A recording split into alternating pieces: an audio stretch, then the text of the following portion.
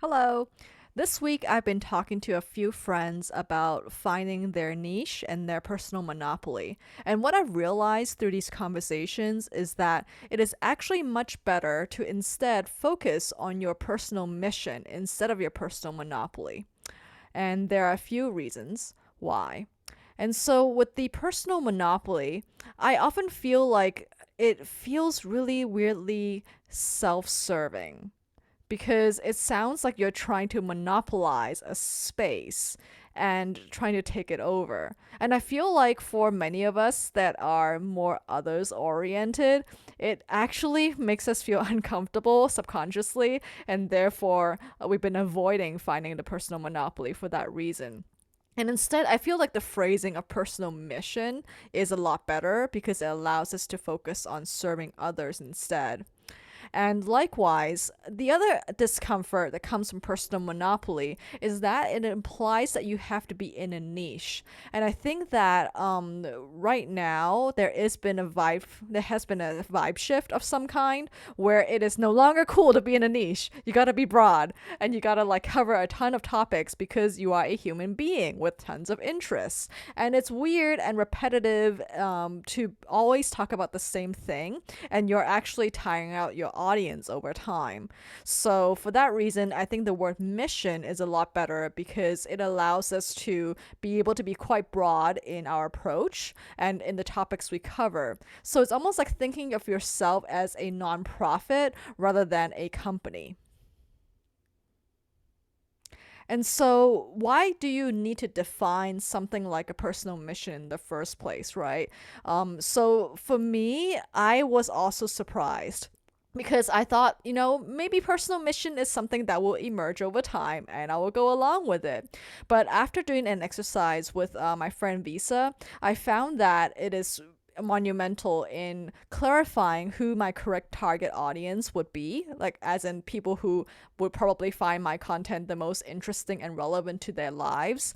And also it helps me shape what I want to share as well, and it no longer feels like I'm throwing darts on a board. So I will show you my personal example in a few minutes. And the other key point here is that it helps others support you. So for me, I feel like having a fuzzy or unclear personal mission makes it really hard for other people to figure out what you're about so that they can help you. And so having these something a little bit more defined actually makes it more comfortable for others to help you along your journey. And so for me, like what I thought was my personal mission coming out of Rite of Passage, which is a fantastic program, was help others with their spiritual practice. Like like to write about Buddhism. I feel like I'm trying to bring in my knowledge of this particular philosophy slash religion into people's lives, but it was still somewhat vague, and I didn't know who I wanted to speak to. But after working with Visa, he helped me craft this alternative version, which is that I am a neuroscientist, former neuroscientist, and asked me more about that because I have a love hate relationship with it, who wants to help fellow heady slash analytical types find spirituality in everyday things. And so this was based on a bunch of tweet DMs that I had sent him, and he was able to synthesize everything that I had said about my interests together into one pithy saying. And I found that really helpful because now I'm like, oh, I see. Like, I really want to focus on the heady analytical people who tend to feel like something is missing, and that sometimes spirituality, just a tiny bit, can maybe fill that void. So it was really helpful for me to be able to put all parts of myself together so that I can offer something that might be more helpful. And so, how does one actually go about discovering their personal mission or articulating it a little bit better?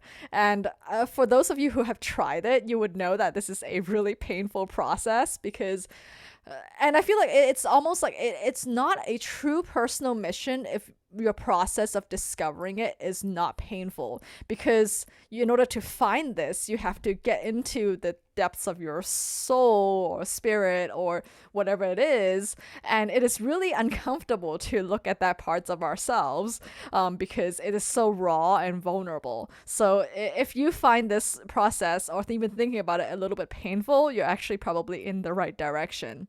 And I found it so much easier when I got to talk to someone like Visa, who I think is very much someone I want to be more like. And in terms of being a very prolific creator who knows how to support other people well.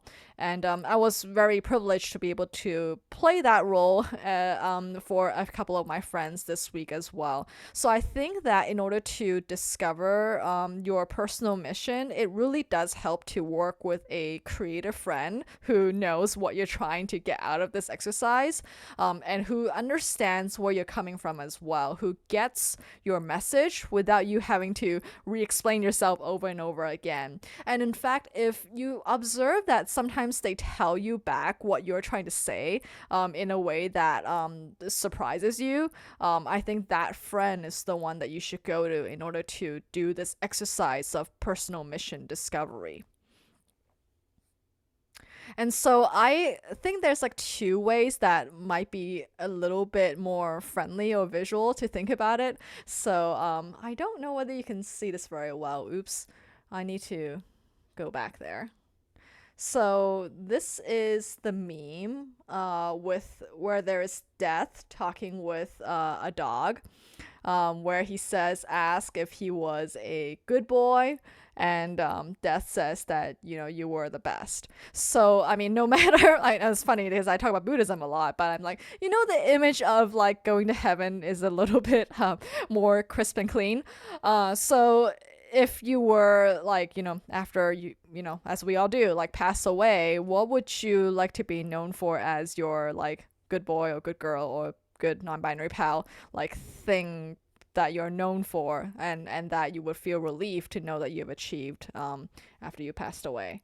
And like the other thing is what Visa has proposed to me too is the TEDx talk idea. Actually, I think he's just said like a filled auditorium, but I'm going to call it a TEDx talk because it is very realistic for you to be able to give a TEDx talk.